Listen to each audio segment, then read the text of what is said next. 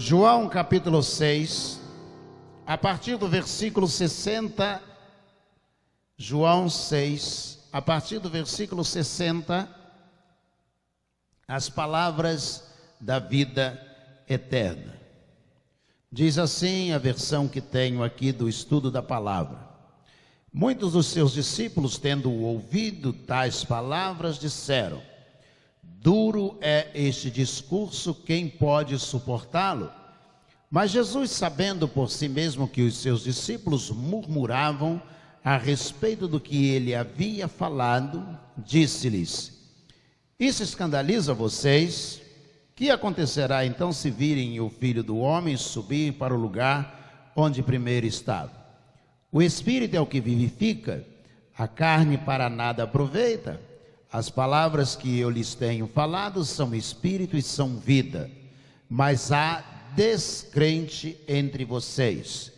Ora, Jesus sabia que desde o princípio quais eram os que não criam e quem iria traí-lo. E prosseguiu: por causa disso é que falei para vocês que ninguém poderá vir a mim se não lhe for concedido pelo Pai. Diante disso, muitos dos seus discípulos o abandonaram e já não andavam com ele. Então Jesus perguntou aos 12: será que vocês também querem se retirar? Simão Pedro respondeu: Senhor, para quem iremos? O Senhor tem as palavras da vida eterna, e nós temos crido e conhecido que o Senhor é o Santo de Deus. Então Jesus lhes disse: não é fato que eu escolhi vocês, os 12, mas um de vocês é um diabo. Ele se referia a Judas, filho de Simão Iscariote, porque este, sendo um dos 12, era quem o haveria de trair. Amém? Vamos orar? Senhor, coloca, ó Deus, essa palavra lida da palavra do Senhor, coloca no nosso coração. E, ó Deus, que Tu tenhas liberdade para agir, ó Deus, através do pregador e no coração de cada um de nós. É a nossa oração em nome de Jesus, o nosso Senhor. Amém. Amém. Nós, sempre que enfrentamos uma crise, a gente procura saber, não é isso, no meio da crise como esta que o mundo inteiro está vivendo, como que as pessoas se comportaram naquelas outras crises que já se passaram, parecidas ou semelhantes à que nós estamos enfrentando, para saber se o nosso comportamento pode ser a semelhança daqueles que escaparam das crises passadas. Isso é típico do ser humano, é típico também da ciência, do ato investigativo, para poder perceber como agir, o que fazer. E eu estava lendo durante as férias esse texto, e eu estava percebendo a crise, o momento que Jesus estava vivendo no relacionamento com alguns discípulos que estavam com ele.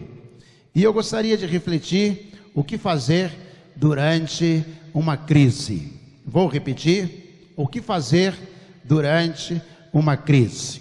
Se você olhar para os versículos 61, 64 e 66, o primeiro deles diz que Jesus está com os discípulos. Versículo 60 diz: muitos dos seus discípulos, tendo ouvido essas palavras, falaram para Jesus. O versículo 60. Então os que estavam ali eram discípulos, pessoas que estavam seguindo Jesus. Não necessariamente eram pessoas cristãs, pessoas que tinham entregado a vida a Jesus, feita a entrega da vida a Jesus, mas pessoas que estavam seguindo Jesus, estavam no meio do discipulado.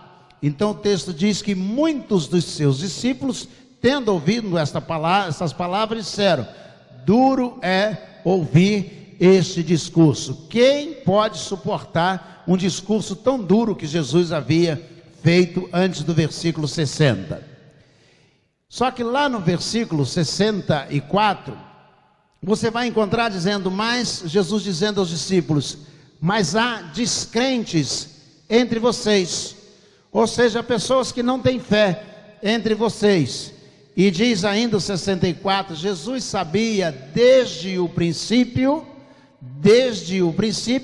quais eram os que não criam. Então, dentro do discipulado, a primeira coisa que a gente tem que aprender é não se comportar como esses discípulos citados nos 60, 64 e 66. Quando enfrenta-se uma crise, por quê? Porque diz o 60 que eles, ouvindo o que Jesus estava dizendo, eles tiveram dificuldade de acreditar em Jesus. Se você está enfrentando essa crise, este momento que o mundo está passando, e você não consegue acreditar naquilo que Jesus está dizendo, você certamente no meio da crise vai sofrer muito mais.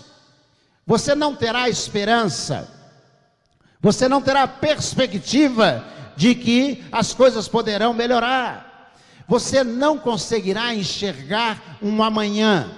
O versículo 66 diz que muitos dos discípulos que estavam ali conversando com Jesus, eles resolveram abandonar Jesus e já não andavam mais com ele. Versículo 66. Ou seja, você não pode numa crise tomar a mesma decisão que esses discípulos tomaram. Mas infelizmente nós estamos vendo muitas pessoas se comportando exatamente da mesma maneira que esses discípulos se comportaram. Tem dificuldade de crer que Jesus vai proteger, que vai abençoar. Tem dificuldade de enxergar um amanhã. Por que eles abandonaram Jesus? Porque Jesus não caberia no projeto deles da semana que vem, do mês que vem, do ano que vem. O que eles teriam que realizar nos dias que estavam por vir, eles não conseguiriam realizar se eles continuassem andando com Jesus. Então muitas pessoas o que fazem? Ao invés de abandonarem o projeto, ao invés de abandonarem os planos, ao invés de abandonarem os propósitos que Jesus não entrará neles, o que eles fazem? Abandonam Jesus. Há muitas pessoas que estão vivendo esta realidade. Como elas não conseguem enxergar que haverá um amanhã, como elas não conseguem perceber que Deus tem uma semana que vem, um mês que vem, um ano que vem, uma década que vem, que Deus está pronto para proteger e abençoar, Ele diz: eu sou o Senhor teu Deus, eu te tomo pela tua mão direita, sou eu quem te conduz. Deus está dizendo: esforça-te, tenha bom ânimo. Então elas preferem não andar mais com Jesus. No meio de uma crise, a pior coisa que podemos fazer é abandonar Jesus, é deixar Jesus em segundo plano, é deixar Jesus para depois, para quando puder. Então diz o versículo 66, que muitos dos seus discípulos não andavam mais com Jesus. Diríamos hoje, não iam mais à escola bíblica dominical. Diria a Gláucia, não cantam mais no coro da igreja. Diria o irmão Minsen, Alex Minsen, diria, não vão mais estudar a Bíblia, a palavra de Deus. Diria o diácono Jorge Feliz, não vem mais à reunião de oração. Por causa da crise que se instaurou, eles escolheram não andar mais com Jesus. Tem medo. Deixaram Jesus em segundo plano. Fazem tudo na vida normal, saem todo dia para trabalhar, pegam ônibus, fazem reuniões, vão à churrascaria, vão a restaurantes, lancham em lanchonetes, mas quando se trata de Jesus, eles decidiram não andar mais com Jesus. É a pior coisa que alguém pode fazer no meio de uma crise.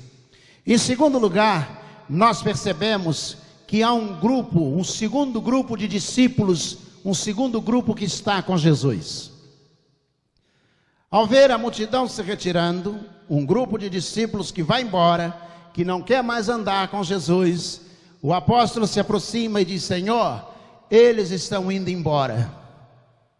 E Jesus diz: vocês também querem ir com eles? Ou seja, está no plural, um grupo de pessoas. Vocês também querem fazer a mesma coisa? No meio de uma pandemia, ou no meio de uma crise, o que fazer no meio de uma crise?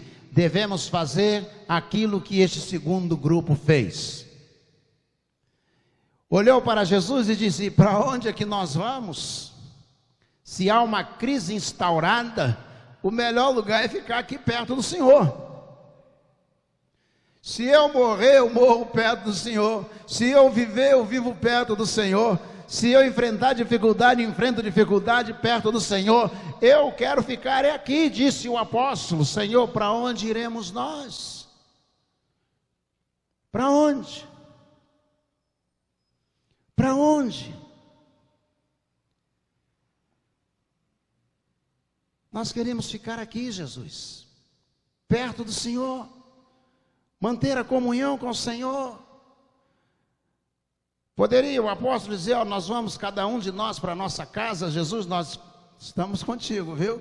Mas a gente vai ficar cada um na casa, cada um na sua casa. Há um hino no cantor cristão que diz que tu no teu cantinho, não sei se a Hélida lembra, tu no teu cantinho e eu no meu. Eu ouvi esse hino pela primeira vez e eu disse: isso não tem nada a ver com o cristianismo. Cada pequenino tem o seu dever, de Jesus amar e sempre obedecer. Elas são benditas, Cristo nos deu, tu no teu cantinho e eu no meu. Aí eu ouvi e falei assim: isso não tem nada a ver com o cristianismo. Comunhão é reunião. Sabe o que o apóstolo está dizendo para Jesus? Igreja anda junta. Os membros andam juntos, Jesus. Aqueles que fazem parte do corpo, esses estão juntos com o Senhor. Esses querem estar próximos. O que é a definição de igreja? Igreja é uma comunidade de pessoas que se reúnem, convertidas por Cristo e biblicamente batizadas, para adorar e exaltar ao Senhor nosso Deus. Pastor, mas a gente se reúne digitalmente. Você namora? Namoro. Você vê a sua namorada digitalmente? Só namora digitalmente? Não, eu vou à casa dela. Igreja é uma comunidade de pessoas salvas por Cristo, comunidade que se reúne para adorar e exaltar ao Senhor Jesus Cristo. Quando Jesus disse ao apóstolo: vocês querem ir também? E ele disse: para onde? Mais ou menos assim: a gente vai para onde, Jesus? Só o Senhor tem o que nós precisamos. Antes de ser crente batista, quando jovem, eu era católico. Fazia parte do grupo jovem até os 20 anos de idade. E na reunião do grupo jovem católico havia um hino que dizia assim: no silêncio do coração, o Senhor faz ouvir a sua voz. Onde iremos, senão a ti, pois só tu tens as palavras de amor. No silêncio do coração, quando nada mais pode ser dito, quando nada mais faz sentido, nesse momento de crise, de dificuldade, de luta, de choro, diz o hino: onde iremos, senão a ti, pois só tu tens as palavras de amor. Na crise, não faça como o primeiro grupo, que abandonou Jesus. Na crise, faça como o segundo grupo, que disse: Jesus, nós vamos ficar aqui, e nós não vamos sair daqui, nós vamos servir o Senhor, nós estamos com o Senhor, nós vamos viver com o Senhor. Para onde iremos nós? Ninguém em lugar algum tem aquilo que nós precisamos. Em terceiro e último lugar, na crise, no meio da crise, avalia antes de tomar a decisão em que você crê. Vou repetir.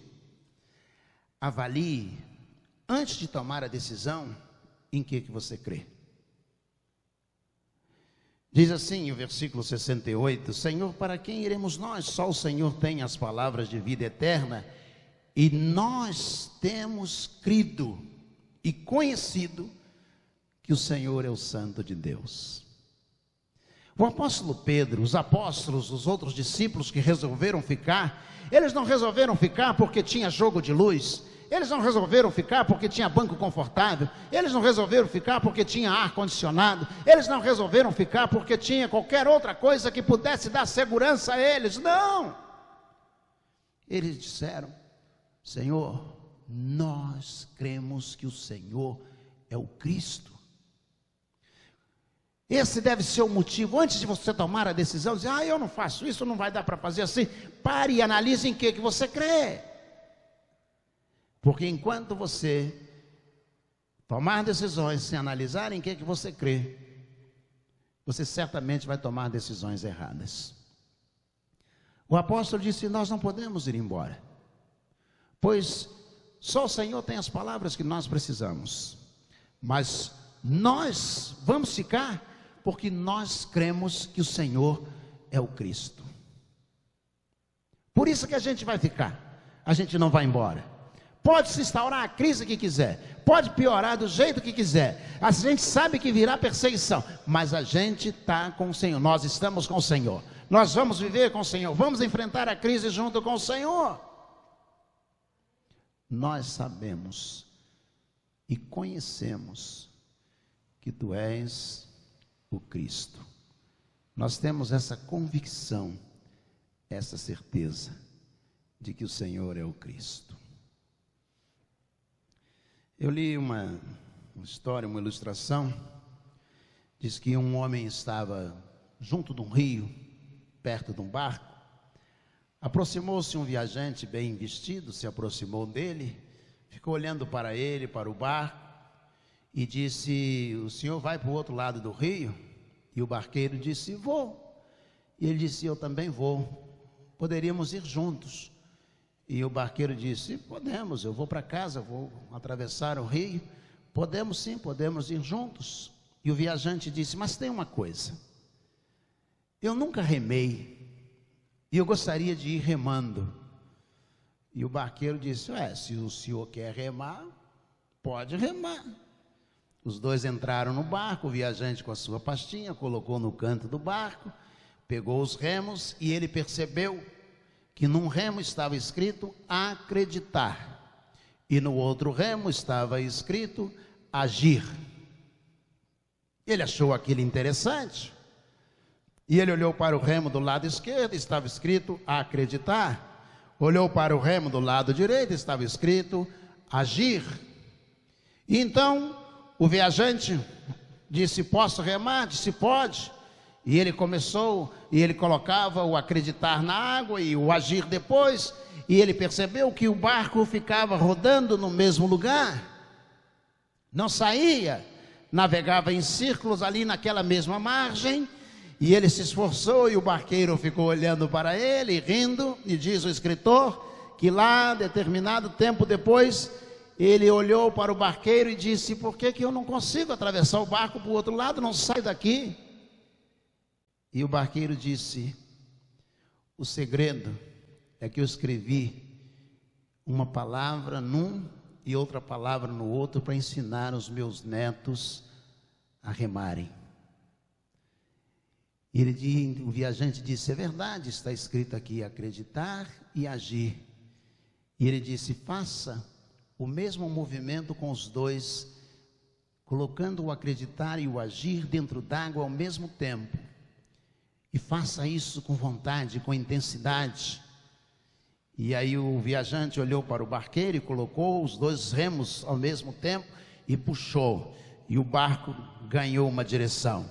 Disse, mantenha, continue fazendo a mesma coisa com o acreditar e o agir. E ele outra vez colocou e puxou os dois juntos ao mesmo tempo. E ele foi puxando, puxando, e quando ele chegou do outro lado, a margem que desceu, o barqueiro disse para ele: doutor, é assim que a gente vai, é assim que a gente chega lá. Se puxar só com acreditar e depois com agir, não chega a lugar algum. E se colocar só o agir sem o acreditar, também não chega a lugar algum. A vida exige que nós usemos ao mesmo tempo o acreditar e o agir. Tem muitos irmãos que acreditam em Deus, mas não estão agindo, estão escondidos, estão em casa agora, neste momento, porque acreditam, mas não agem. É preciso que você possa acreditar e possa agir. Acredite em Deus, mas comece a agir intensamente. Acredite e haja, para a honra e glória de Jesus. O apóstolo Pedro disse: Senhor, nós acreditamos no Senhor, mas nós também não queremos ir para outro lugar, nós queremos ficar aqui. O agir e o acreditar ao mesmo tempo. Senhor, nós sabemos e conhecemos quem o Senhor é. Amém? Se você quer chegar a algum lugar, use os dois remos ao mesmo tempo: acreditar e agir. Curve a sua cabeça, feche seus olhos, por favor. Senhor nosso Deus, nosso Pai, que riqueza, ó Deus, há na experiência dos apóstolos com Jesus e no exemplo que não devemos seguir dos discípulos que abandonaram Jesus. Ó Deus, que sejamos também como esse segundo grupo, que no meio da crise escolheu acreditar e agir, declarando a Deus que não queria, não tem para onde ir, pois só o Senhor tem as palavras de vida eterna, e que eles, ó Deus, escolheram ficar com o Senhor, porque acreditavam no Senhor.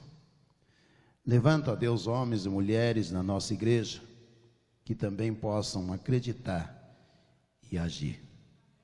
Ó Deus, levanta, ó Deus, homens e mulheres, prontos, ó Deus, para declararem que acreditam, mas que estão prontos a agir em nome do Senhor. É a nossa oração, em nome de Jesus, o nosso Senhor. Amém. Amém.